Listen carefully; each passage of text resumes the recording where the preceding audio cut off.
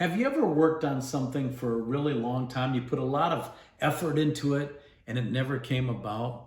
Well, today I'm going to talk to you about a group of people that worked on a project for almost 40 years, and most of them never saw the result of their efforts. I want to talk to you about it in your morning cup of inspiration. This is the first of 3 messages that I'm going to bring you about fearless faith. The Bible is filled with great stories of fearless faith. But are we living it? We need it now more than ever. In Numbers 13 and 14, we read about the children of Israel. Now, they had left the land of Egypt. They left the hard hand of Pharaoh, who was ruling over them. And God delivered them, and he promised them a land that was flowing with milk and honey. And in chapter 13, they're right outside of the land of Canaan. But they're wondering, is this really the land God promised? So he said, send 12 spies into the land and let them bring back a report. Well, 10 of the spies brought back a negative report and said, I don't know, the people are strong, they're big. 2 of them said, no, we can take it. We can do this. The battle is the Lord's. So we read in verse 27 of chapter 13, they said, we came into the land where you sent us, and surely it flows with milk and honey. This is the fruit of it.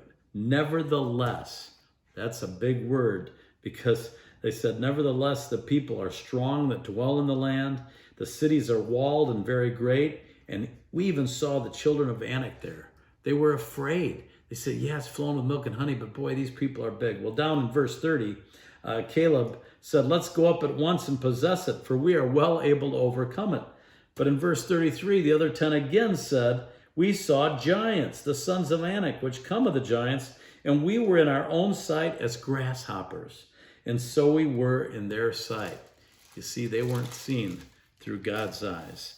And then in verse 8 of the next chapter, chapter 14, Joshua, the other spy with a positive report, said, if the Lord delight in us, then he will bring us into this land and give it to us, a land which flows with milk and honey. And in verse 9, he says, they are bread for us. Their defense is departed from them, and the Lord is with us, fear them not. So what did we learn from this story?